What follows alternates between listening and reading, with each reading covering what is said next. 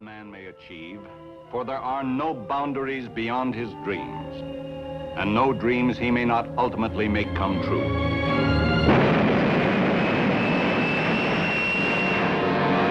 Destination, space.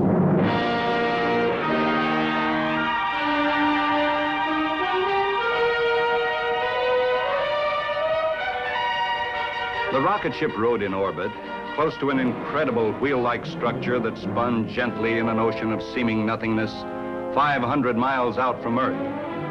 This multi-man space station, dubbed BB, Benedict's Billions, had been made a reality by a tremendous number of scientists and technicians working against fantastic odds. And all of this stupendous effort had been spent in preparation for the next few moments to come. It was nearing the instant of launching of the rocket ship that was intended to carry the first men into orbit around the moon. Fuel transfer systems chill. The principal responsibility now was upon one man. That man was Jim Benedict, director of the U.S. space program. Close bypass valves. Bypass valves closed. Monitor nozzles. Nozzles adjusting. Fuel transfer system complete. Get in facility console, ECS circuit breakers. Facility console ECS circuit breakers on. Start reactor power build-up for tests. Reactor power build-up started. 2%.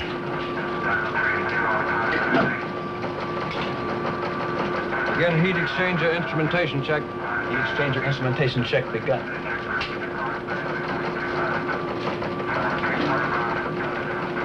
Advance reactor power to 10% criticality. Reactor power advanced to 10% criticality.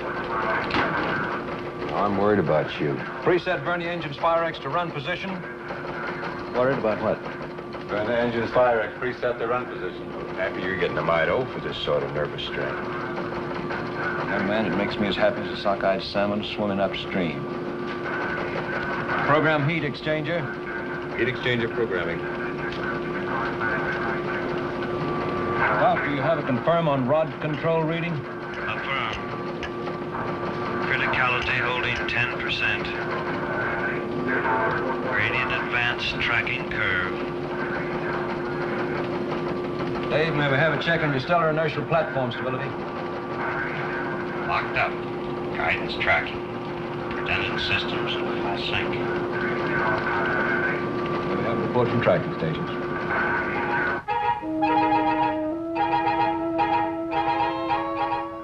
South Point, Island of Hawaii, ready for tracking. Solomon's, Bougainville, ready for tracking. Singapore, ready.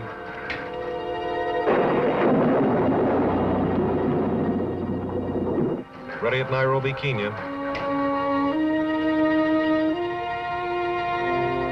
Jodrell Banks, Manchester, England, ready.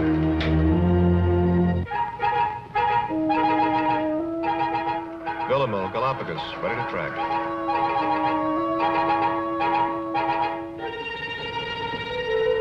Barrow, Alaska, standing by, ready for tracking.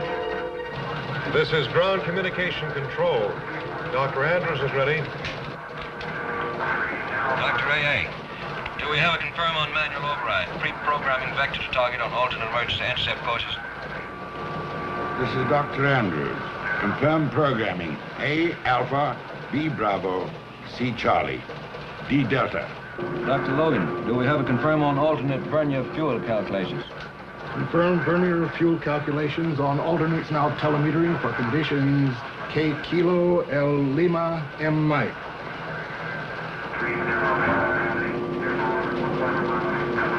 Pressurize main mercury tank. Main mercury tank pressurizing.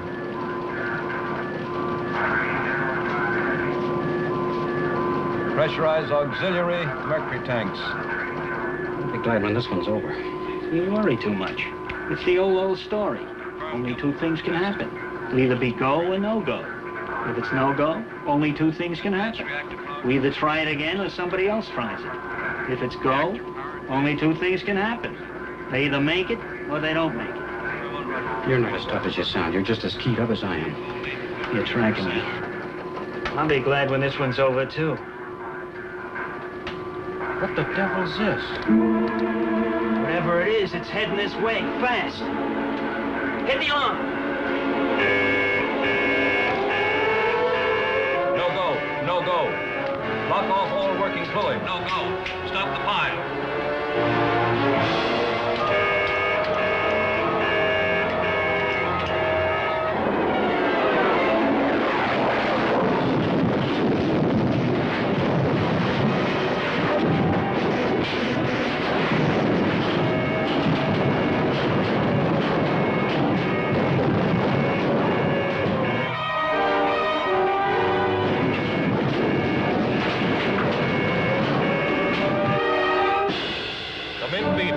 Come in, baby. This is ground communication control. Over. We've lost contact. GCC calling BB. This is Captain Schramm aboard rocket ship. BB in collision with meteoroid.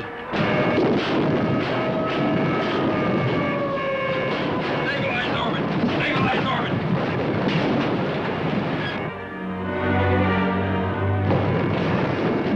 Guidance control. Report on orbit. Guidance control not manned and ready. All report, sir. Damage control. Report. Sections 5 and 18 sealed off with brakes and skin. Multiple fires in generator compartments. Switch to auxiliary power. Interlock guidance and automatic vernier controls to hold orbit.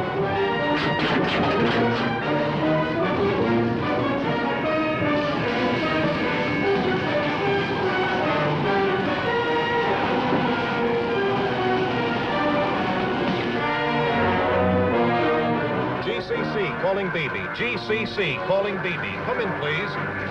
BB is pitching wildly, but seems to be sustaining orbit. If they go, what happens to us? All I'm worried about right now is them. Hey! Dolph! Come in, please.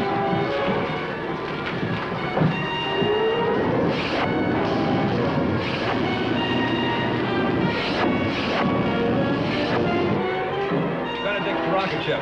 Dolph, Dave, come in. Can you hear me? Come in, please. Okay here, Jim. How about you?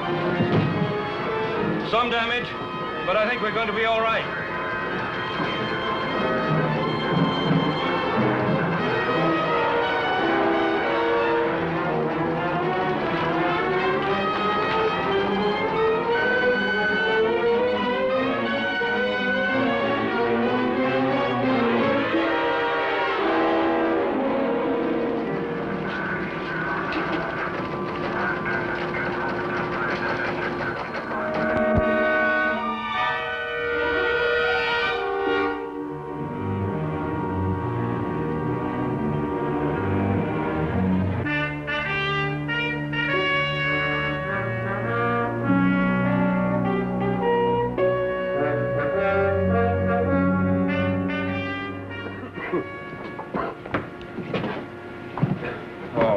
Sure got it in here, didn't it? Yeah. Guess it's what you'd call beaten up. We'll have to rebuild the entire package. What luck. Don't crab about luck. If that thing had collided with us directly, then nothing left. Barely grazed us. This is only part of the damage. Is there much other damage? 2 other sections are ripped up a little. The important thing is nobody was hurt badly. I'm grateful for that. And we held it in orbit. That's something else to be grateful for. Still one more thing we can be grateful for. At least this is one setback they can't blame on us.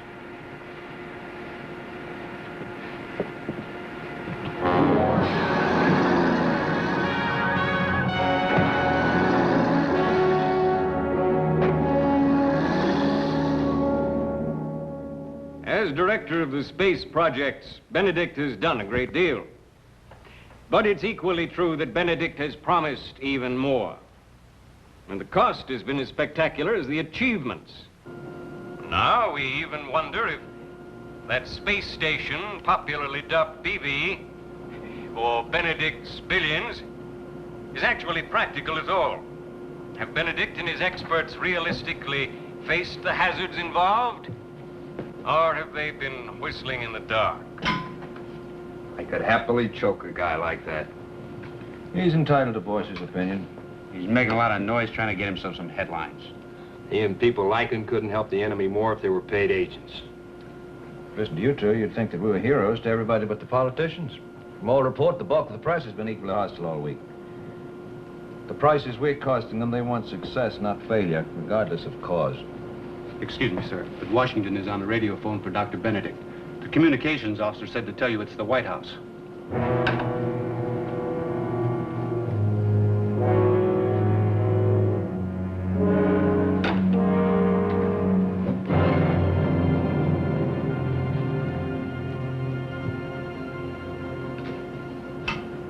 And that man's name is James Benedict.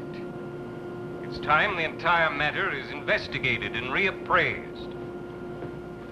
And it's my intention to have James Benedict subpoenaed by a special senatorial investigating committee on space.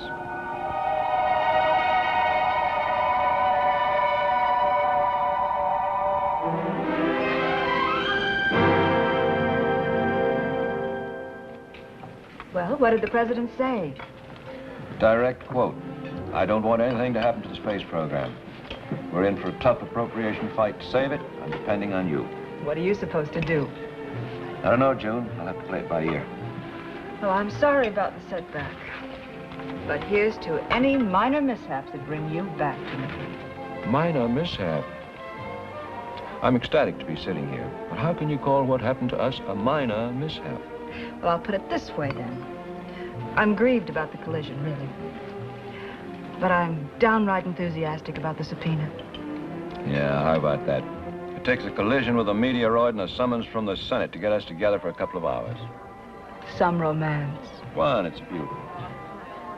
When do you intend to marry me, sir? One of these days. I don't like to rush into anything, even though it's only a little thing like marriage.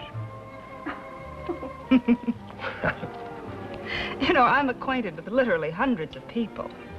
And I have to fall in love with a man who lives in an orbit. Guess you're just lucky. I spend half my valuable time looking up into the sky, wondering how you are. Wondering when I'm going to see you again. At night, when the stars are out, that's when it's the worst. That's when you seem so far. It's funny, but with me, it's just the other way around. I look down at the Earth, spinning slowly beneath us, and it seems so small. All the places on it seem close together. Sometimes I can even pick out this city. It seems like you're right below, and so very, very near. Must be beautiful. It's indescribable. I wish I could show it to you. Maybe someday.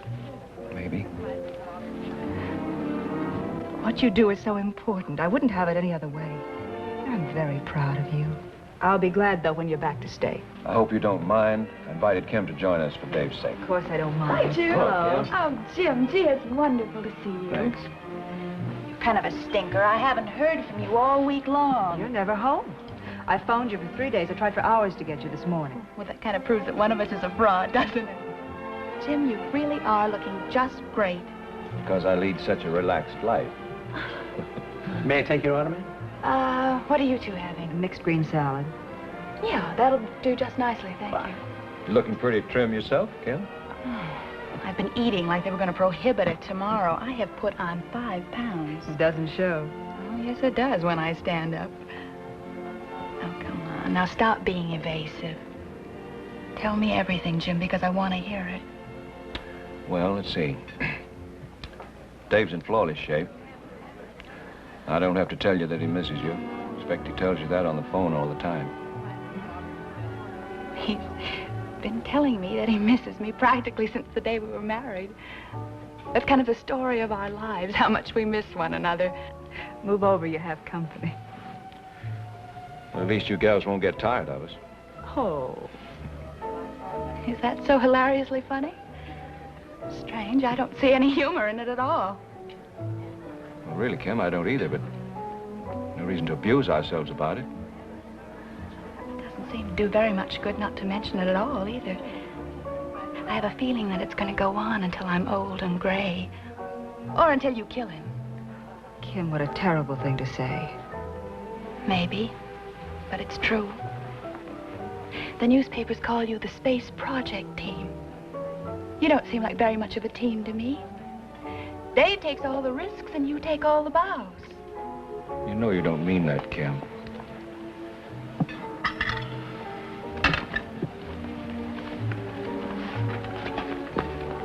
Tell me about the accident. There's not much to tell beyond what you've already heard and read. We were close to the finish of the countdown, just happened to run into a fair-sized meteor. Suddenly we found ourselves with all bets off. So what happens now? We have to shuttle up parts, prepare the station, and we reschedule and try it all over again. That is, if we come through this investigation successfully and still have the funds. Do you know, when I heard about the collision, I almost died. There was a news flash. And it was horrible. And I said, Kim, this is it. This is what you've been waiting for. You've been sitting out your whole life waiting to hear that Dave is dead. And that he's gone forever. It's hard on you, Kim, I know that. And I'm sorry. You're not sorry. If you were, you'd stop pushing. We can't stop. This is something we all believe in. Oh, I don't. Kim, there's no reason to take it out on one another. So now I've got to face another long wait.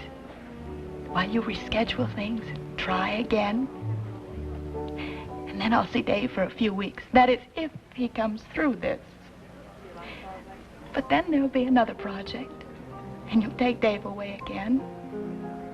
But let me tell you something, Jim. I am sick and tired of your being the master and Dave being the guinea pig. And I think deep down he is too. And one of these days, I am going to do some very fancy screaming about it. Kim, it's not my fault. Don't blame me. It was an act of God. In that case, there's nobody to blame but you. Because that's the role that you play.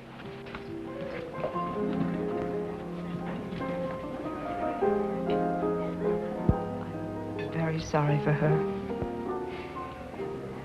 So am I. Sorry for you, too. She's quite unfair to you. You didn't already have enough trouble, enough to worry about. Well, you know what they say. Them that has gets.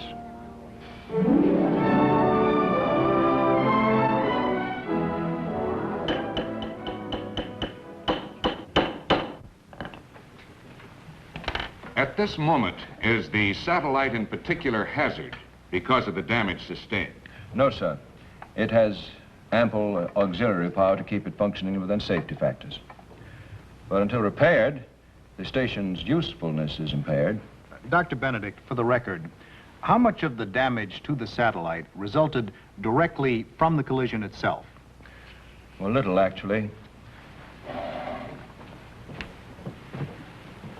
The meteoroid was a large one, but it fortunately merely scraped us, coming in contact with this upper portion of the structure, causing some tearing of the skin to section 18 and to section 5 from some hurled fragments. Any other questions? Yes, I have a few. Did the rocket ship itself sustain any damage?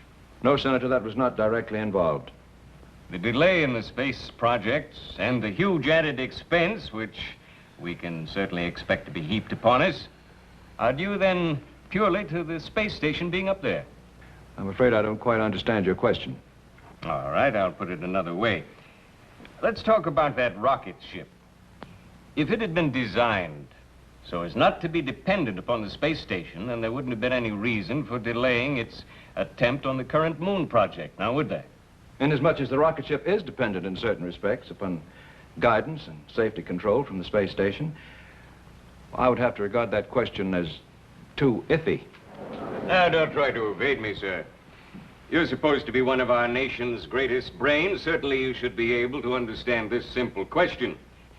If the rocket ship were 100% independent of the space station, would there or would there not have been any reason for delaying its attempt to orbit the moon? Well, that, sir, would be in the realm of crystal gazing. Though I hate to admit it, in that field I'm not qualified to answer.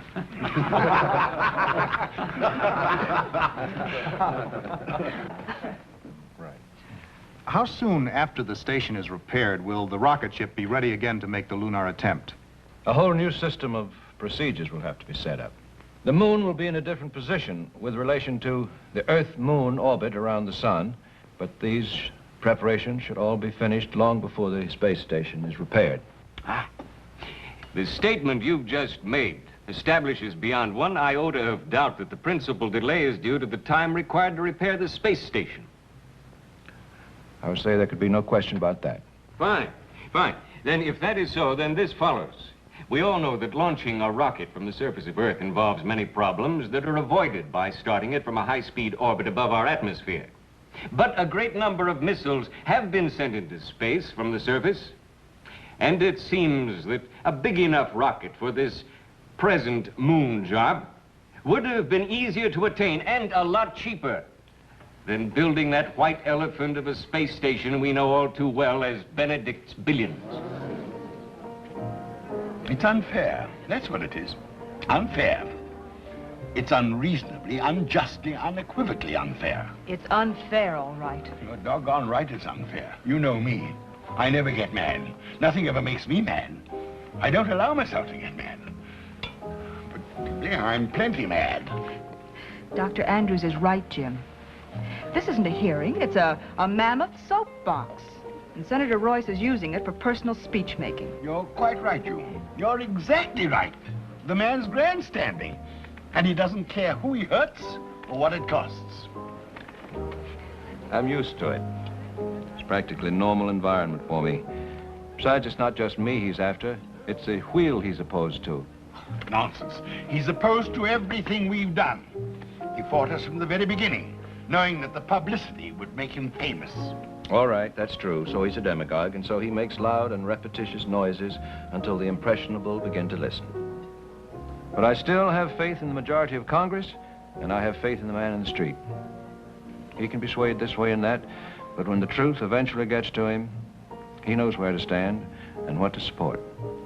But we haven't got time to wait for the man in the street. By the time he's made up his mind, we'll all be busted and out of business. That's exactly what worries me.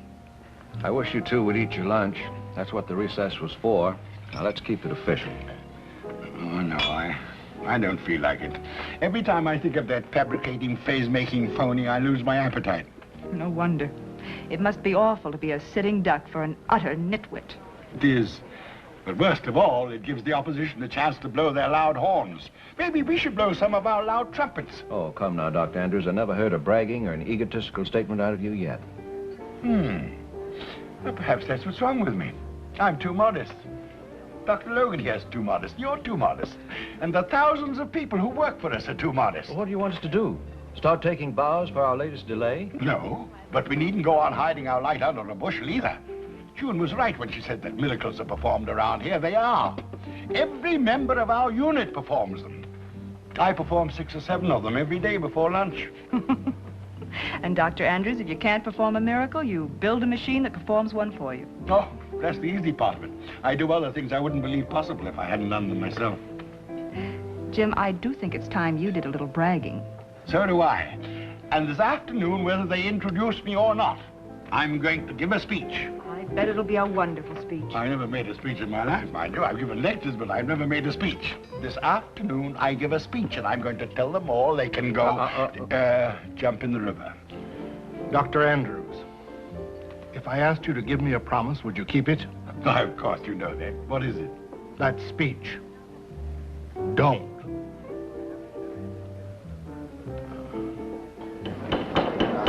Mr. Chairman.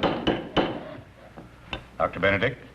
Before the lunch recess, Senator Royce made a statement about the space station, intimated its use being limited merely to its being a jumping-off place. Well, I think it only fair to place in the record a correction to that impression. Proceed. Freed from Earth gravity and atmosphere, the space station is a complex working base from which many highly critical functions are performed. Weather forecasting, astronomical observations, radio and television relaying, and many highly important military uses, only one of which is global reconnaissance. Oh, now, Benedict, we've had all sorts of satellites in orbit, telemetering back data long before you built that contraption up there. Yes, we still have, and I might add that the station is now servicing some of those very units. But let's forget all of that for a while and let's talk about some facts of life. We don't intend only to send up a manned missile to orbit the moon. That's only one step in our program.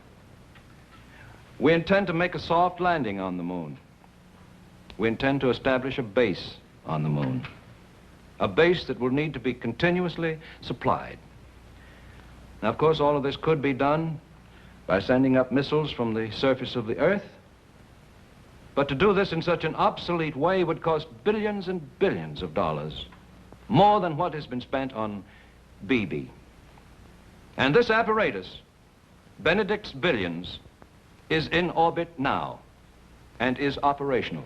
That's a broad and loose use of the word. I can hardly regard so delicate and vulnerable an installation as being operational. It, sir, is operational. There are equally learned scientists who feel that it is delicate and unreliable.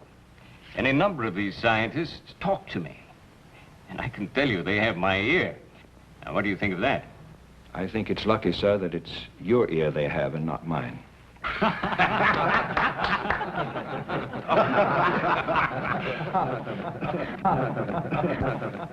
I don't think that this is any time for levity. I'll tell you what I intend to do, sir. I have as scientific advisor Dr. Kurt Easton, whose reputation is unassailable. I'm going to see that he's appointed to return with you as official observer on the station. I think we've arrived at the moment when this committee is entitled to some first-hand reports which may not necessarily be in concert with yours and your personal organization. And I can tell you the Pentagon better not try to block it. If this committee sees fit to appoint such an observer, I assure you no one will try to block Dr. Easton. And now, sir, I want, here and now, as part of your testimony, an honest and frank appraisal of whatever other predictable hazards the space station really faces. Sir, there are any number of hazards and dangers, ranging all the way from radiation to innumerable possibilities of mechanical failure. But if you demand my frank appraisal of what I consider to be the greatest danger, it's the vacillation, the continuing swings of certain sections of public opinion. From the earliest days at Cape Canaveral, when we were first trying to outdo the first Sputniks, many people have teeter-tottered between anguish and triumph. Whenever the enemy made the slightest advance, loud voices proclaimed that we should beat them at all cost. And whenever the slightest gain was made, this unfailingly was followed by periods of apathy or complacency. And through it all, a few kept up the weeping and the wailing over the cost of survival. And there have always been political opportunists ready and waiting to grab a headline by jumping on the crest of each wave, whether it be one of enthusiasm or one of despair. Those of us on these projects are well aware of our responsibilities. And we recognize the value of committees such as this one, calling us in from time to time for a reckoning. And it's good that they take us to task and keep us on our toes. It's of little importance whether one by the name of Benedict bears the principal responsibility or someone else. I do not speak for myself, except to say that if I seem to be failing, I should be replaced immediately. But let us make up our minds once and for all whether we want an all-out space program or not. And if we decide that we do, as I pray we will, then let us remain constant to that purpose. And in the name of the future of our country, let us stop being like a changeable wind, blowing hot one day and cold the next. Instead, let us go forward in the American way, pioneering new frontiers without fear, taking pride in accomplishment, yet facing dangers and disappointments with resoluteness and without qualms and complaint.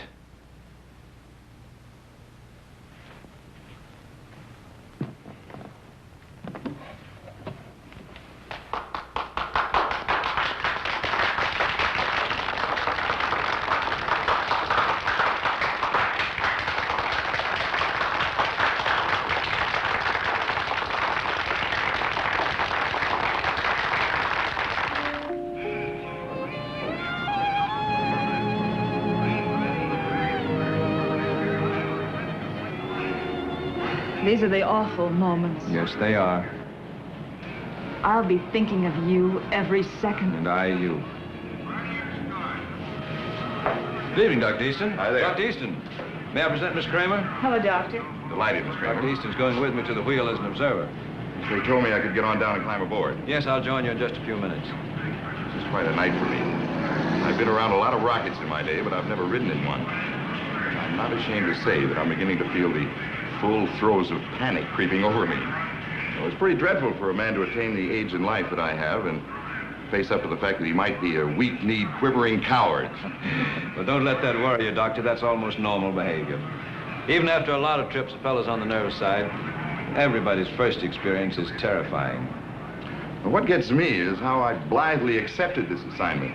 For some peculiar reason, I don't think I was actually aware, up to a few moments ago, of the fact that I was getting myself in the situation of being shot out of a cannon, going up and coming back. You can't tell a thing about it. You might love it.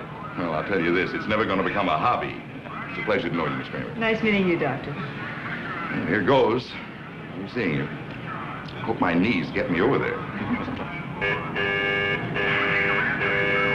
Poor guy.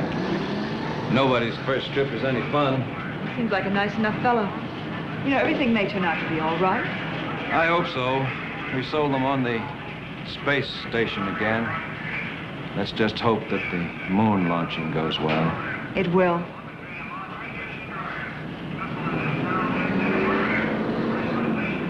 We won't be leaving for hours yet, probably not until after sunrise.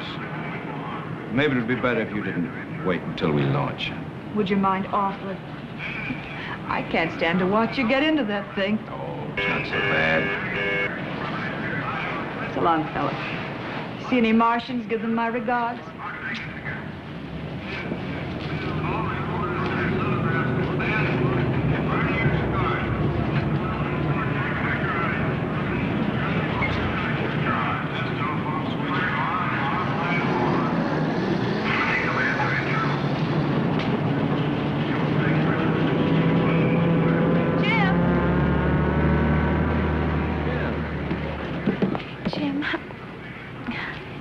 I don't know what to say to you.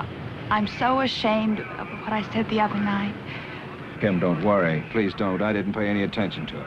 I wouldn't do anything to hurt you, you know that. Of course. I don't know what gets into me. I don't know why I act the way I do. You do understand, don't you? Of course I understand. It's rough on you as it can be with Dave away all the time. You don't understand. Oh, Jim. Can't you see the way that I feel about you?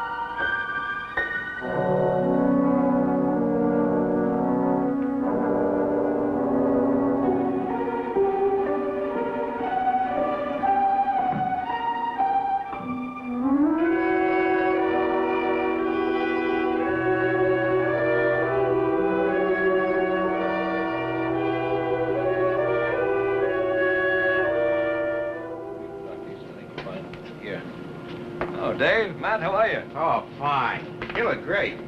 Thanks. Good to have you back, Jim. Thank you.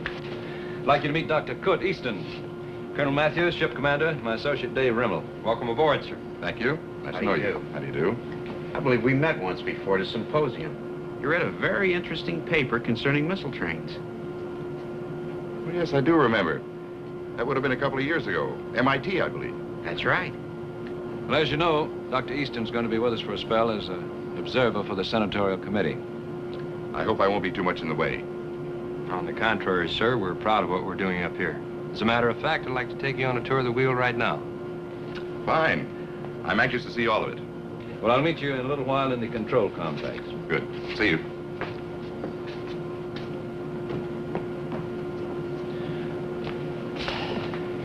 How was it? Pretty rugged? Not bad. We have the majority of Congress on our side. You did a beautiful job, Jim. We were all proud of you. You gonna be much of a headache? Who knows? I'm glad of one thing. They sent us a pro, even if he does happen to disagree with some of our ideas. But we can win him over on our side. Hope so. I don't have to tell you how important it is that we do. You see Kim? Of course. How was she? Just fine. I'd say she was in excellent health. How'd she act? Friend or enemy? Well, I only saw her for a couple of times. First time, she was a little feisty. But the second time, she was warmer. Great. She's gonna end up loving you.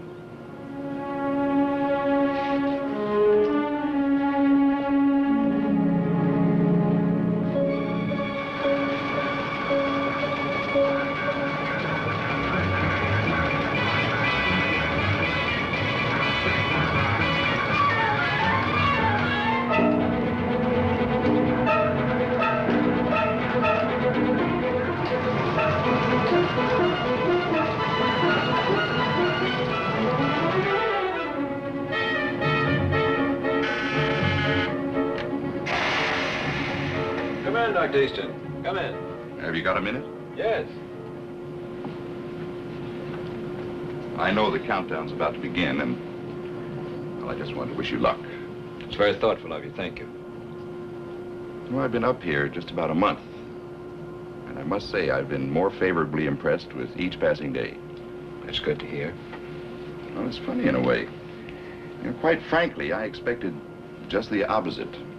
I rather anticipated that I'd not approve of nothing. I expected everything to be worth nowhere near the effort or cost I thought I was dead set against. That's very gratifying. Again, good luck. To you, too. Good luck. Thank you.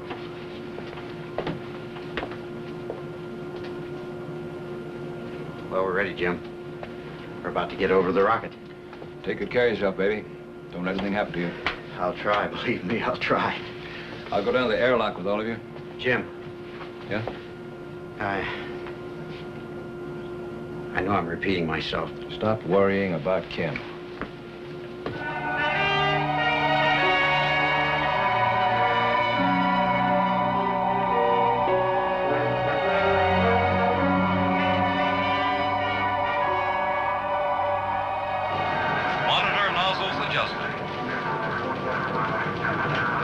Start reactor power buildup for test. Reactor power buildup started. 2%. Begin heat exchanger instrumentation check. Heat exchanger instrumentation begun. Advance reactor power to 10% criticality.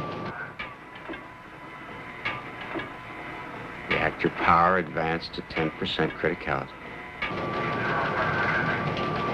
What's your rod control reading, Gal? Criticality holding 10%. Dave, report on guidance system. Locked.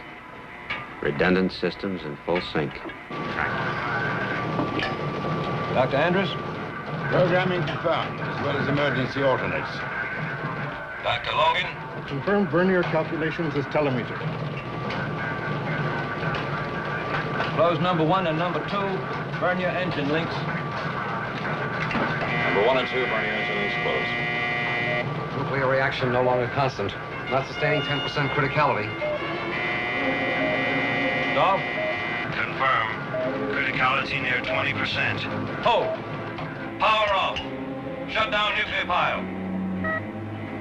I'm trying to. She's not responding. Are you on automatic or manual override?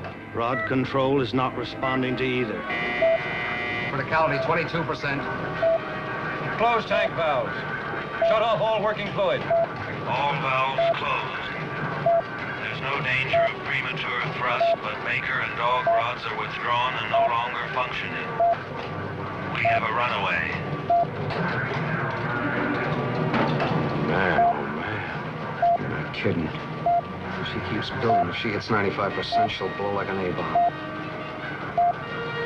Matt, you better alert all your people.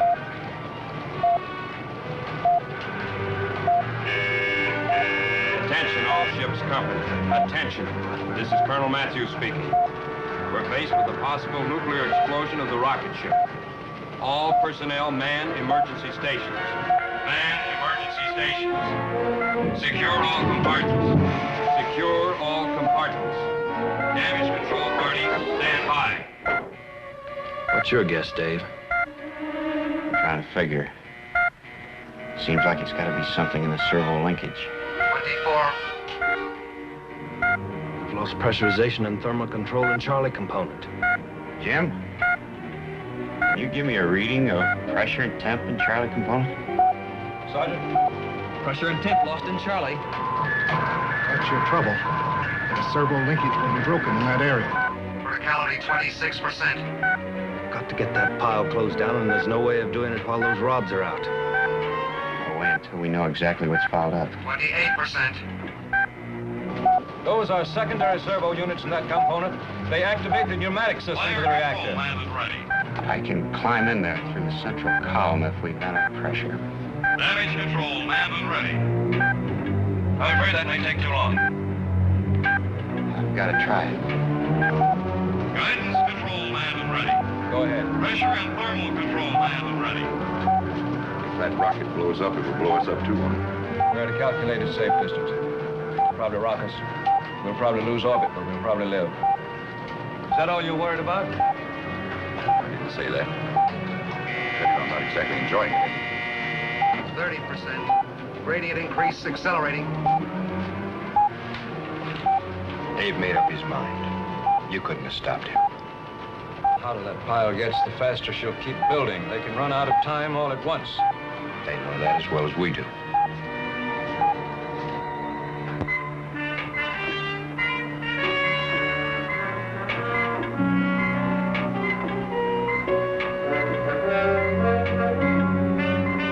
Ready now. Net pressurization.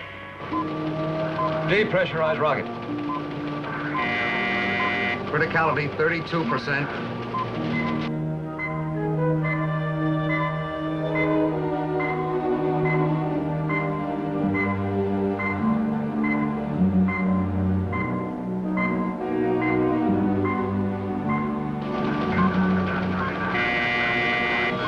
%.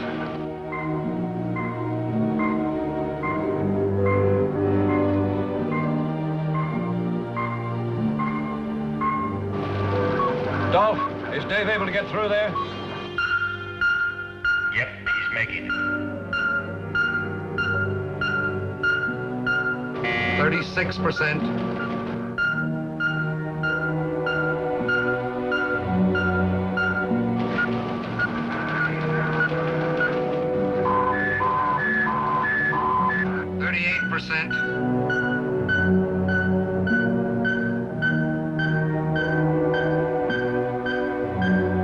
Criticality 40%.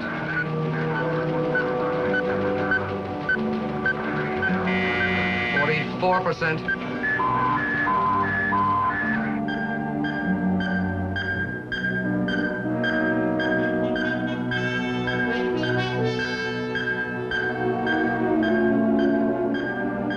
Criticality 48%. Criticality 52%.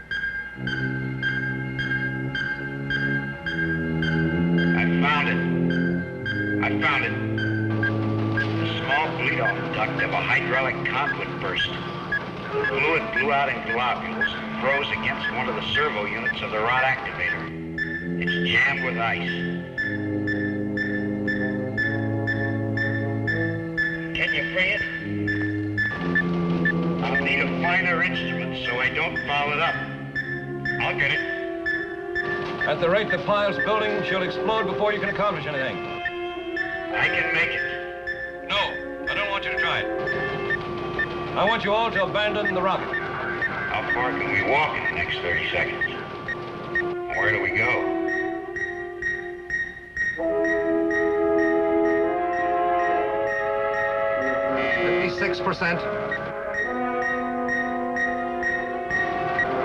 Dr. Logan, even if he frees it, will it operate with the bleed-off duct broken? Yes. If you can free it, the servo will work. The bleed-off duct has nothing to do with the rod control.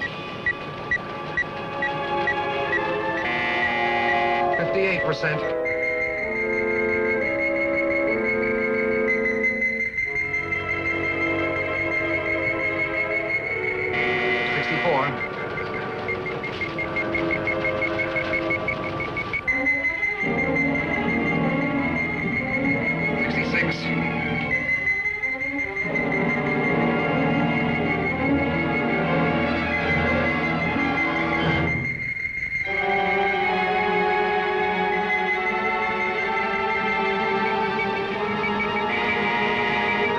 70%.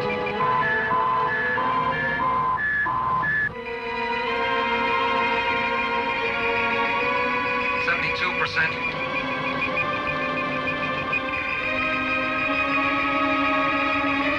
Now, get back to the controls. Let me know if I free it.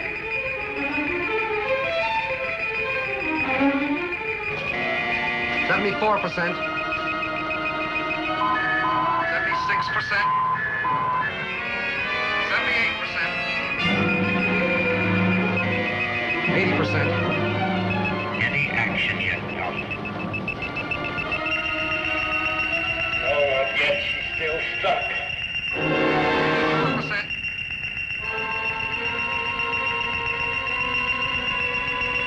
88%.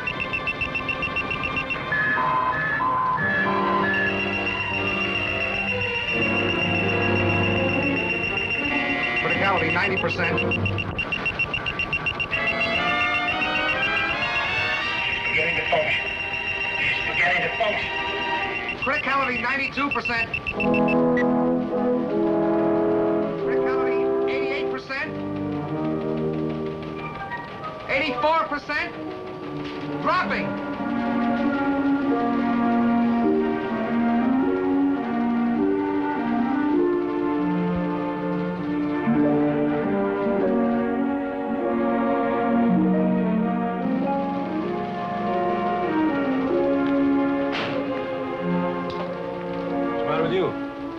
More delay. Another month. You're right. But it's a month that Dr. Easton can help explain.